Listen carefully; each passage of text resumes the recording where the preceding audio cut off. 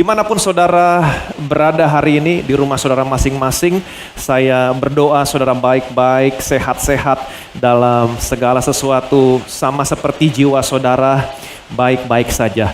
Kalau saudara memperhatikan keadaan dunia seperti sekarang ini, semakin hari semakin gelap, semakin hari semakin sulit. Sudah banyak orang yang mengeluh, bukan hanya orang dunia, tetapi banyak orang Kristen sekarang yang imannya tergoncang.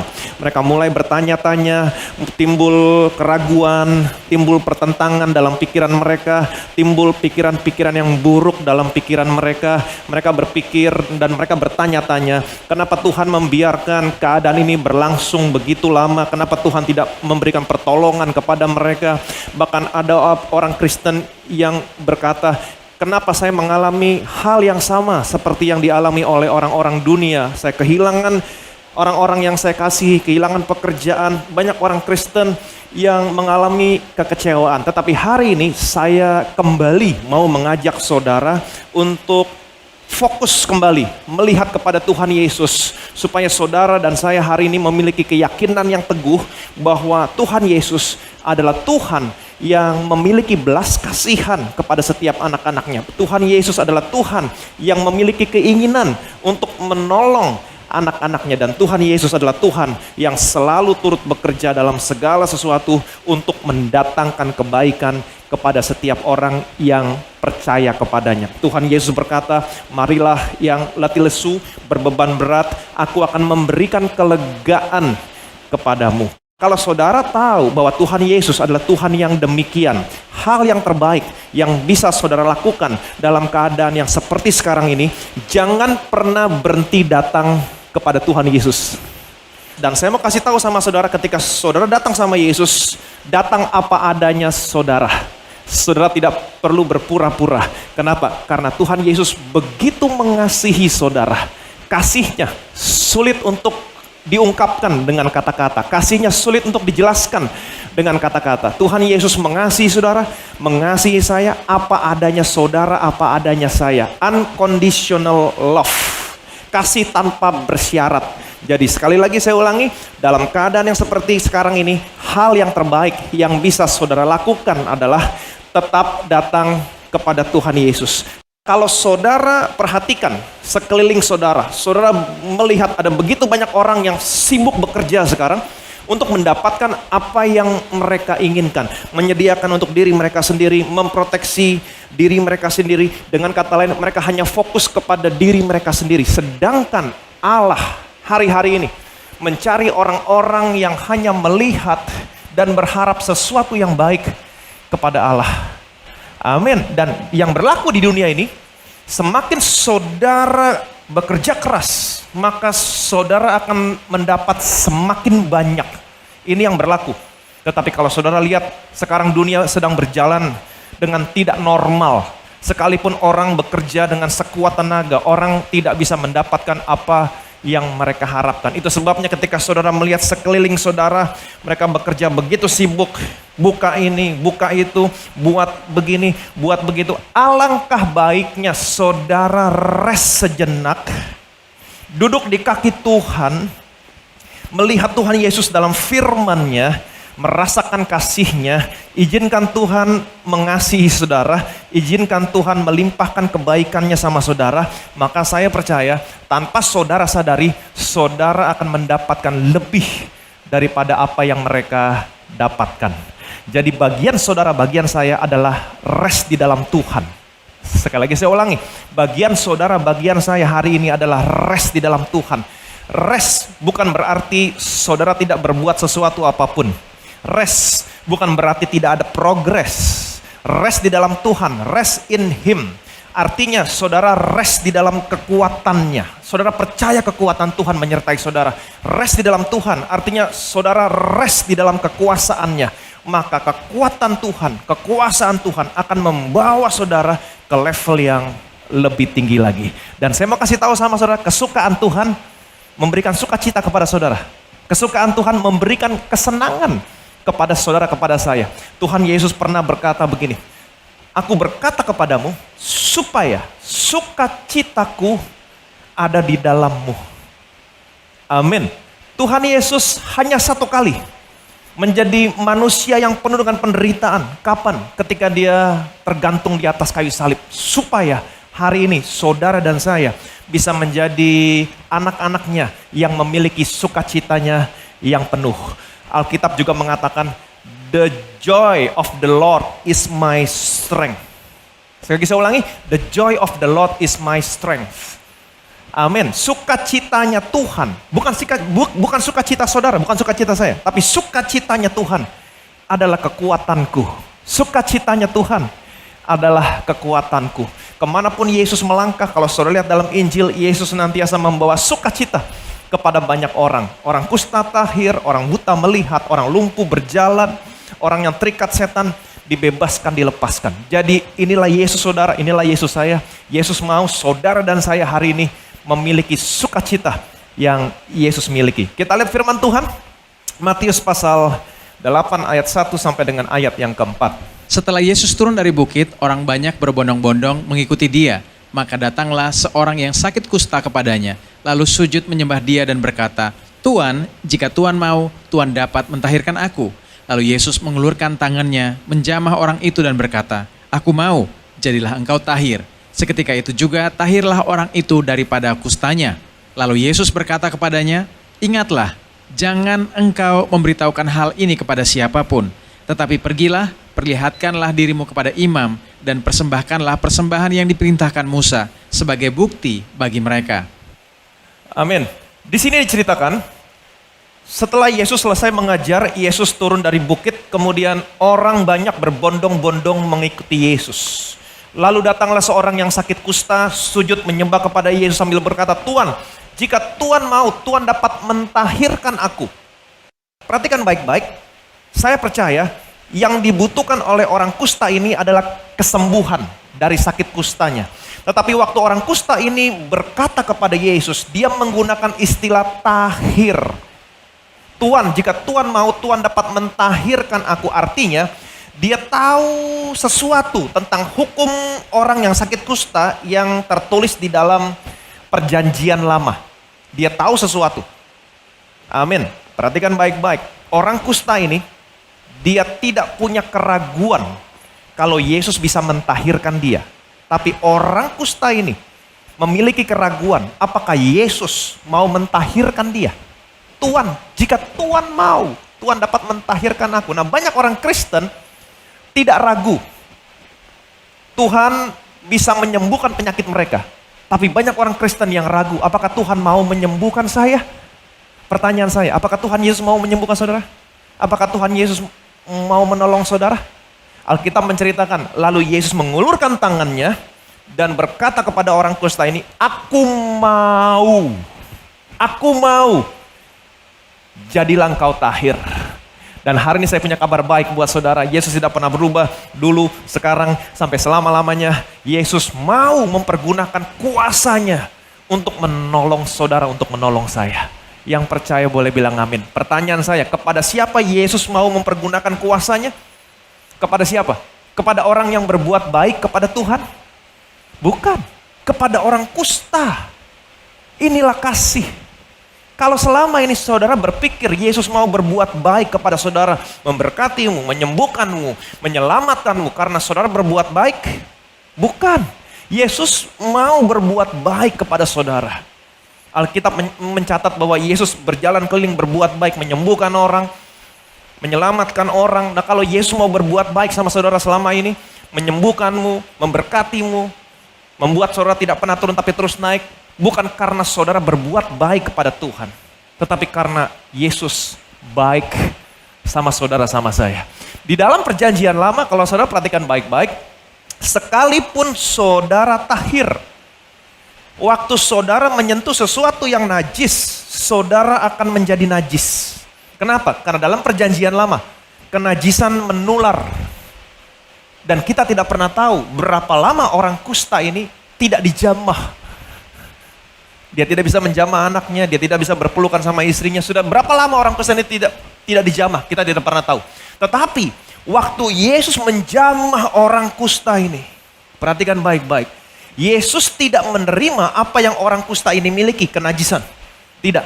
Tapi justru sebaliknya, ketika Yesus menjamah orang kusta ini menerima apa yang Yesus miliki. Kekudusan. Amin. Kekudusan lebih besar daripada kenajisan. Kekudusan menghapus semua kenajisan. Yang percaya boleh bilang amin. Nah, hari ini saya akan mengajak saudara untuk melihat Injil Markus. Cerita yang sama, kita akan lihat dalam Injil Markus. Kenapa? Karena saudara akan bisa melihat ada sesuatu dalam Injil Markus yang tidak dicatat dalam Injil Matius. Kita lihat Markus pasal 1 ayat ke-41. Maka tergeraklah hatinya oleh belas kasihan, lalu ia mengulurkan tangannya, menjamah orang itu dan berkata kepadanya, "Aku mau, jadilah engkau tahir." Maka tergeraklah hatinya oleh belas kasihan. Maka tergeraklah hatinya oleh belas kasihan. Lalu ia mengulurkan tangannya, menjamah orang itu dan berkata kepadanya, "Aku mau, jadilah engkau tahir." Saya mau kasih tahu sama saudara, kalau Yesus membuat mujizat, ketika Yesus membuat mujizat, Yesus buat mujizat bukan untuk pamer, bukan untuk show off. Tapi waktu Yesus buat mujizat, setiap kali dia buat mujizat, karena hatinya tergerak oleh belas kasihan. Saya mau kasih tahu sama saudara sekali lagi, inilah Yesus saudara, inilah Yesus saya, dia tidak pernah berubah dulu, sekarang, sampai selama-lamanya. Apapun keadaanmu hari ini, apapun situasi yang saudara hadapi hari ini, saya mau saudara senantiasa memiliki keberanian untuk datang kepada Yesus. Jangan pernah berhenti datang kepada Yesus. Ketika saudara datang kepada Yesus, berdiri di hadapannya, ada sesuatu yang luar biasa tentang Yesus. Ketika saudara berdiri di hadapan Yesus, hatinya Yesus bukan penuh amarah, hatinya bukan penuh kebencian, tapi hatinya penuh belas kasihan. Yang percaya boleh bilang amin. Itu sebabnya saudara harus selalu melatih dirimu datang sama Yesus apapun situasi yang saudara hadapi. Terutama dalam situasi seperti sekarang ini. Latih dirimu selalu datang sama Yesus. Latih dirimu untuk selalu ada dalam hadirat Tuhan. Dalam segala situasi. Ketika saudara ada dalam rumah, saudara harus melihat. Ketika saudara duduk dalam rumah bersama dengan anak-anak saudara setelah pulang dari pekerjaan, saudara harus melihat, latih dirimu ada dalam hadirat Tuhan. Bagaimana caranya? Lihat dirimu, latih dirimu ketika saudara sedang duduk bersama dengan anak-anak, lihat Yesus juga ada bersama-sama dengan saudara duduk di dalam rumahmu.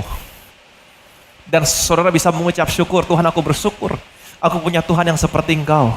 Kalau hari ini seluruh isi rumah ini boleh tetap sehat, tetap kuat, terpelihara, selalu ada makanan. Ini semua karena kebaikan-Mu Tuhan. Engkau memiliki belas kasihan kepada kami semua. Engkau selalu ingin menolong kami. Di dalam tempat pekerjaan ketika saudara sampai kantor, biasakan dirimu, latih dirimu untuk selalu ada dalam hadirat Tuhan. Waktu saudara baru duduk di meja saudara, lihat Yesus juga duduk bersama-sama dengan saudara dalam ruangan saudara, memberkati pekerjaanmu, memberikan ide, memberikan kreativitas. Saudara bisa mengucap syukur. Tuhan aku bersyukur Tuhan. Aku bersyukur kalau usaha saya, pekerjaan saya boleh bisa berjalan dengan baik sampai hari ini. Ini semua karena kebaikan-Mu Tuhan. Karena Engkau Tuhan yang penuh dengan belas kasihan, willing. Dan Engkau adalah Tuhan yang memiliki keinginan senantiasa menolong saya. Aku bersyukur Tuhan. Amin. Latih dirimu untuk selalu senantiasa ada di dalam hadirat Tuhan. Latih dirimu untuk selalu melihat Tuhan menyertai saudara. Terutama dalam situasi seperti sekarang. Ini sangat penting sekali. Saudara masih ingat cerita tentang Yusuf? Yusuf dibuang oleh saudara-saudaranya ke Mesir. Waktu Yusuf dibuang ke Mesir, Yusuf tidak punya siapa-siapa. Dia tidak punya keluarga. Dia tidak punya tabungan. Tapi dia menjadi orang yang sukses. Nah, apa definisi orang yang sukses? Allah menyertai. Waktu Yusuf dibuang ke Mesir, Yusuf tidak punya siapapun. Dia tidak punya tabungan, dia tidak punya asuransi, dia tidak punya keluarga di sana. Dia tidak punya apapun. Yang dia miliki hanya pakaian yang melekat di badannya. Tetapi Alkitab mencatat Allah menyertai Yusuf sehingga dia menjadi orang yang berhasil. Amin. Demikian juga dengan Ayub. Tetapi saya mau kasih tahu sama saudara sebelumnya, Ayub pernah ada dalam keadaan di mana Ayub menentang Allah dengan perkataannya. Aku mata bagi orang buta. Aku kaki bagi orang lumpuh. Ayub berkata demikian, aku bapa bagi orang miskin. Ayub senantiasa hanya fokus kepada dirinya. Saya, aku. Dan pada akhirnya Tuhan menjawab Ayub. Tuhan membuat Ayub pada akhirnya mengerti bahwa Ayub bukan siapa-siapa tanpa Allah. Allah berkata kepada Ayub, Ayub, di manakah engkau ketika aku meletakkan dasar bumi? Di manakah kamu? Siapakah yang membendung lautan, Ayub? Siapakah yang membuat kilat sehingga sabung menyambung? Dan pada akhirnya Ayub berkata, Tuhan, selama ini aku hanya mendengar engkau dari kata orang saja, tetapi hari ini mataku memandang engkau. Ayub akhirnya mendapat pewahyuan tentang Tuhan dan pada akhirnya Ayub berkata, aku mencabut semua perkataanku dan dengan menyesal aku duduk dalam debu. Dan pada akhirnya Ayub menyadari bahwa selama ini ternyata bukan tentang dirinya, tetapi selama ini tentang Allah. Selama ini bukan berbicara tentang kebaikannya, tapi selama ini berbicara tentang kebaikan Allah. Dan pada akhirnya Ayub dipulihkan, Ayub disembuhkan, dia menerima 2 kali lipat dari apa yang pernah dia miliki sebelumnya. Dia mencapai umur 140 tahun, sampai dia melihat keturunan yang keempat. Amin. Dan hari ini Tuhan mau saudara dan saya belajar dari kehidupan Ayub. Tuhan, saya bukan siapa-siapa, tapi engkau segala-galanya dalam hidup saya. Kembali ke cerita tadi, perhatikan baik-baik. Di sini dikatakan Matius 8 ayat 4, lalu Yesus berkata, ingatlah, jangan engkau memberitahukan hal ini kepada siapapun, tetapi pergilah, perlihatkanlah dirimu kepada imam. Dan, perhatikan baik-baik, persembahkanlah persembahan yang diperintahkan Musa sebagai bukti bagi mereka. Bukti apa? Ayat berikutnya, perhatikan baik-baik. Tuhan berfirman kepada Musa, inilah yang harus menjadi hukum tentang orang yang sakit kusta pada hari pentahirannya. Ia harus dibawa kepada imam, dan imam harus pergi keluar perkemahan kalau menurut pemeriksaan imam penyakit kusta itu telah sembuh daripadanya. Saudara perhatikan baik-baik, di sini dikatakan ia harus dibawa kepada imam. Yang dimaksud dengan imam di sini adalah siapa? Imam di sini menggambarkan tentang Tuhan Yesus. Tuhan Yesus adalah imam besar saudara, imam besar saya. Ia harus dibawa kepada imam. Artinya ada orang ketiga yang membawa orang yang sakit kusta ini yang telah sembuh datang kepada imam. Siapa yang membawa saudara dan saya datang kepada Tuhan Yesus? Roh Kudus. Roh Kudus selalu membawa saudara dan saya datang kepada Tuhan Yesus. Kemudian dikatakan, dan imam harus pergi keluar perkemahan. Imam harus pergi keluar perkemahan. Kalau imam tidak pergi keluar perkemahan, maka tidak ada harapan untuk orang kusta ini. Amin. Kalau Yesus tidak datang ke dalam dunia ini, maka saudara dan saya binasa. Tidak ada harapan. Tetapi saya punya kabar baik buat saudara. Yesus tinggalkan sorga yang mulia. Dia datang ke dalam dunia ini untuk menyelamatkan saudara, menyelamatkan saya. Yang percaya boleh bilang amin. Nah, apa yang imam lakukan setelah dia keluar pergi ke perkemahan? Kalau menurut pemeriksaan imam penyakit kusta itu telah sembuh daripadanya. Jadi imam hanya memeriksa. Imam dalam perjanjian lama tidak bisa menyembuhkan orang kusta. Hanya memeriksa. Sudah sembuh atau belum. Itu sebabnya selama 1500 tahun tidak ada seorang pun orang Yahudi yang sakit kusta sembuh dan dibawa kepada imam. Tidak ada. Mungkin saudara bertanya, bagaimana dengan Naaman? No, Naaman bukan orang Yahudi, dia orang Aram. Dan lagi pula perhatikan baik-baik bagaimana caranya Elisa menyembuhkan Naaman. Elisa tidak menjamah Naaman. Kalau Elisa menjamah Naaman, apa yang terjadi? Maka Elisa menjadi najis karena kenajisan menular dalam perjanjian lama. Tetapi waktu Yesus mentahirkan orang kusta ini, Yesus menjamah orang kusta ini. Seperti yang tadi saya katakan, Yesus tidak menerima apa yang orang kusta ini miliki, kenajisan. Sebaliknya, kekudusan Yesus mentahirkan orang kusta ini. Dalam perjanjian lama, perhatikan baik-baik, kenajisan menular. Tetapi dalam perjanjian baru, kekudusan menular. Bagaimana caranya Elisa menyembuhkan orang kusta ini? Naaman, Elisa hanya memberikan firman Tuhan kepada Naaman. Tenggelamkan dirimu sebanyak 7 kali di Sungai Yordan. Dia tenggelamkan dirinya sebanyak 7 kali di Sungai Yordan, dan Alkitab mengatakan seketika itu juga dia tahir, tubuhnya menjadi seperti seorang anak. Jadi selama 1500 tahun tidak ada seorang pun orang Yahudi yang sakit kusta sembuh dan dibawa kepada imam. Itu sebabnya setelah Yesus menyembuhkan orang kusta ini, Yesus berkata kepada orang kusta ini, perlihatkanlah dirimu kepada imam, persembahkanlah persembahan yang diperintahkan kepada Musa sebagai bukti bagi mereka. Bukti apa? Bukti bahwa Mesias sudah datang. Bukti bahwa kasih karunia sudah datang. Yang percaya boleh bilang amin.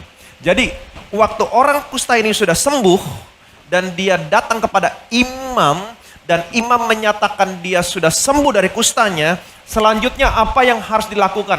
Orang kusta ini harus mengadakan upacara pentahiran. Dan pada hari pentahirannya, imam memerintahkan orang yang sakit kusta ini untuk mempersembahkan persembahan yang diperintahkan oleh Musa. Apa itu? 2 burung yang masih hidup. 2 burung yang masih hidup. Burung yang pertama disembelih. Kemudian burung yang kedua dicelupkan ke dalam darah burung yang disembelih, kemudian dilepaskan. Jadi kedua burung ini menggambarkan tentang Tuhan Yesus. Burung yang disembelih menggambarkan kematian Yesus. Burung yang dilepaskan menggambarkan tentang kebangkitan Yesus. Amin. Nah, ini yang harus dilakukan pada saat upacara pentahiran. Burungnya disembelih, darahnya mengalir dalam belanga. Burung yang satu dicelupkan kemudian dalam darah burung yang tadi disembelih, kemudian dilepaskan. Setelah itu orang kusta ini dinyatakan tahir. Ini menggambarkan Yesus mati di atas kayu salib, pada hari yang ketiga dia bangkit. Alkitab mengatakan dia diserahkan karena pelanggaran kita, dia dibangkitkan sebagai pembenaran saudara dan saya. Yang percaya boleh bilang amin. Jadi perhatikan baik-baik, dalam perjanjian lama, imam dalam perjanjian lama tidak bisa menyembuhkan orang kusta.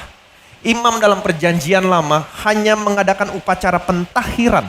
Tapi imam besar saudara, imam besar saya dalam perjanjian baru, Yesus mengemas 2 hal ini menjadi satu. Dia bukan hanya menyembuhkan saudara, tapi dia mentahirkan saudara kepada kesempurnaan. Yang percaya boleh bilang amin. Inilah Tuhan saudara, inilah Tuhan saya.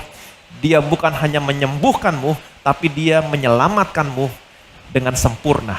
Waktu orang kusta ini datang, seperti yang diperintahkan Tuhan, tunjukkan dirimu kepada imam. Waktu dia datang kepada imam, maka saya percaya imam pasti bingung waktu melihat orang ini. Bukankah kamu yang sakit kusta kemarin? Dan saya percaya orang kusta ini berkata, betul, saya yang sakit kusta kemarin dan saya sudah sembuh. Kemudian imam memeriksa, kamu sudah sembuh. Kalau kamu sembuh, kamu harus mengadakan upacara pentahiran. Itu sebabnya, ingat baik-baik, tadi seperti dikatakan kalau orang kusta ini ditahir, dia harus mengadakan upacara pentahiran dengan membawa 2 burung. Dan ingat apa yang Yesus katakan kepada orang kusta ini, persembahkan. Persembahan yang diperintahkan Musa. Jadi persembahkan, persembahan yang diperintahkan oleh Musa. Berikan burung ini sebagai persembahan. Bukan untuk upacara pentahiran, tapi sebagai persembahan. Maka saya percaya orang kusta ini berkata, saya bawa 2 burung. Amin. Yang diperintahkan Musa untuk dipersembahkan. Saya kasih persembahan 2 burung ini. Kemudian imam pasti berkata, ayo kita mengadakan upacara pentahiran. No, bukan untuk pentahiran, tapi untuk persembahan. No, kamu harus ditahirkan. No, sudah terlambat. Karena Yesus bukan hanya menyembuhkan saya, tapi dia juga mentahirkan saya. Inilah Tuhan saudara, inilah Tuhan saya yang namanya Yesus. Dia bukan hanya punya keinginan, willing untuk menolong saudara, tapi dia hatinya penuh dengan belas kasihan. Itu sebabnya apapun masalahmu hari ini, apapun pergumulanmu hari ini, apapun situasi yang kamu hadapi, jangan pernah berhenti datang sama Tuhan Yesus. Waktu saudara datang sama Tuhan Yesus, dia bukan hanya menolong saudara, tapi dia menyelamatkan saudara kepada kesempurnaan. Yang percaya boleh bilang amin. Dan saya mau saudara mengerti cerita ini. Yesus menyembuhkan orang kusta.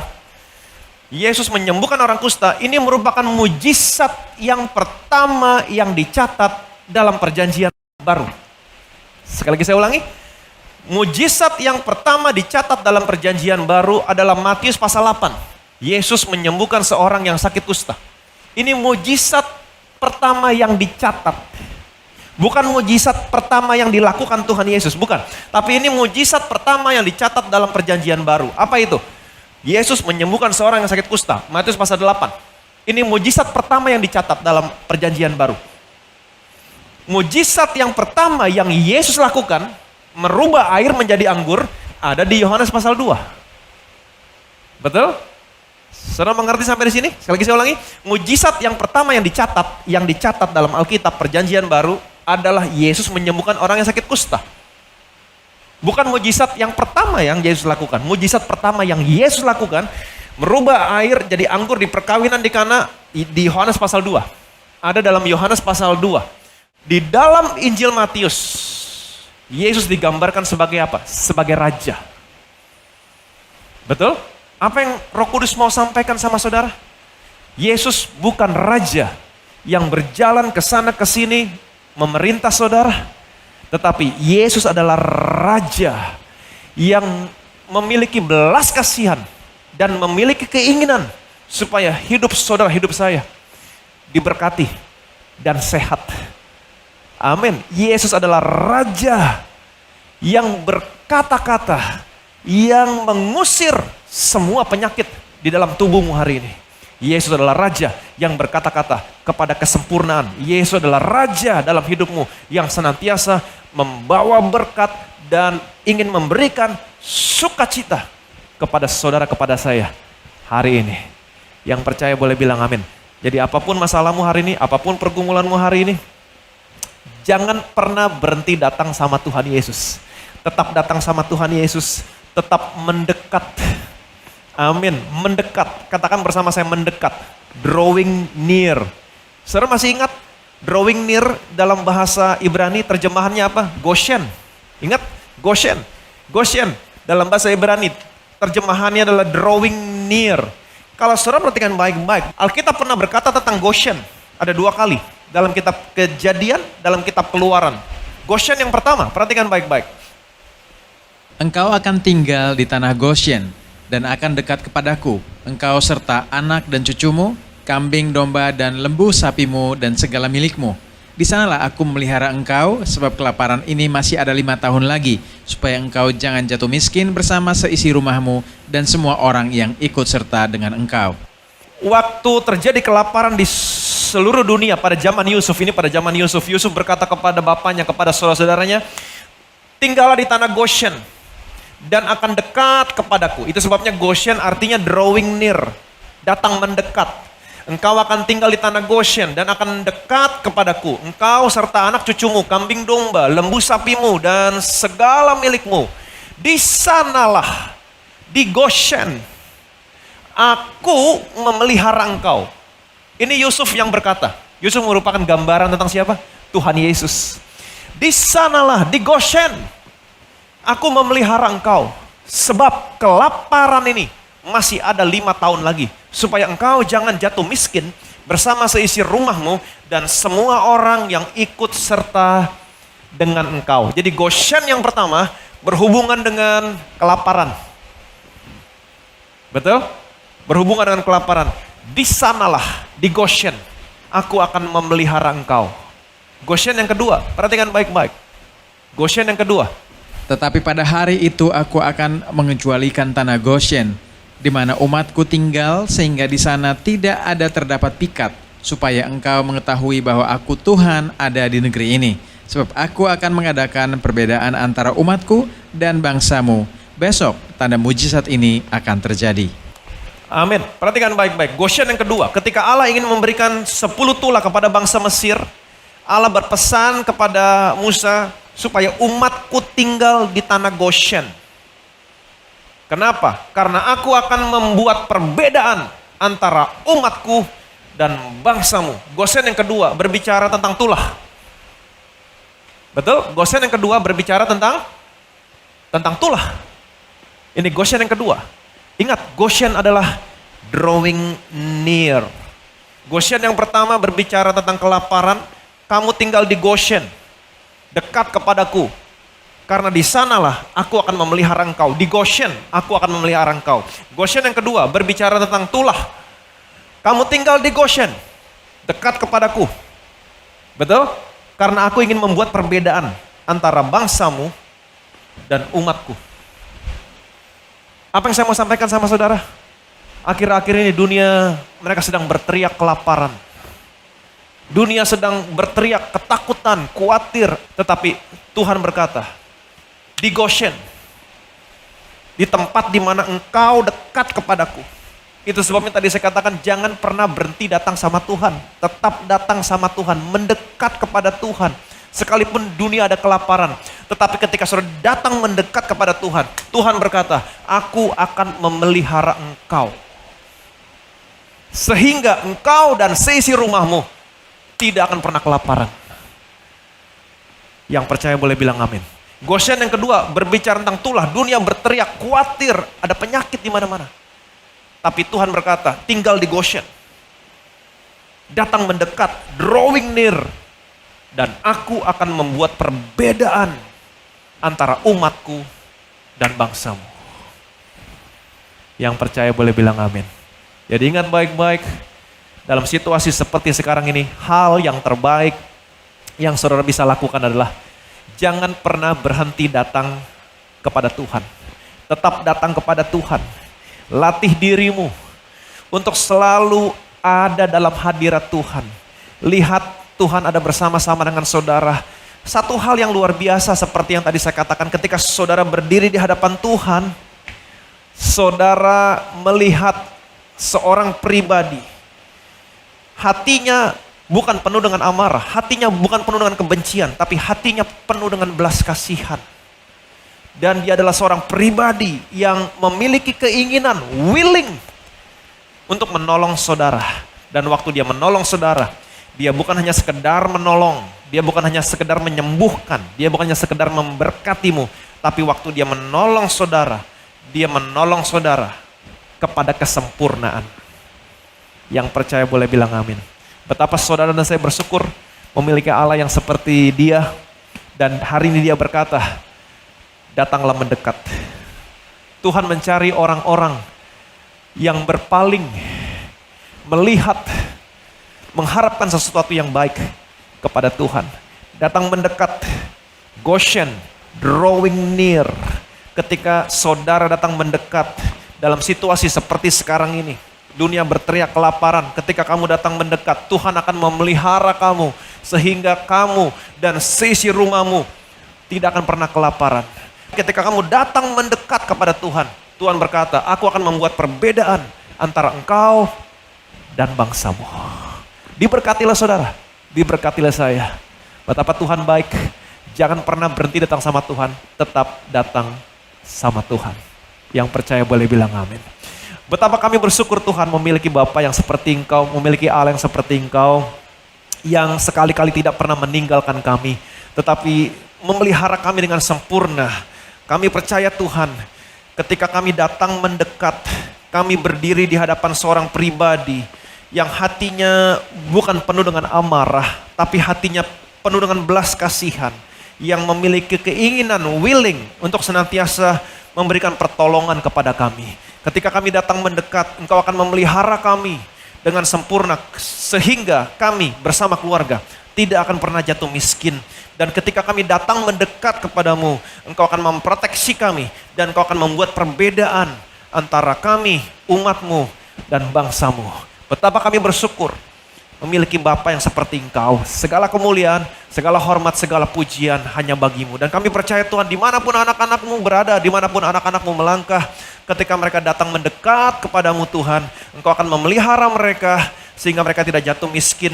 Engkau akan memproteksi mereka, Engkau membuat perbedaan di dalam hidup mereka. Dan kami percaya Tuhan, mereka tetap diberkati, tetap sehat, tetap terpelihara sempurna. Dalam nama Tuhan Yesus kami berdoa, sama-sama kita katakan amin.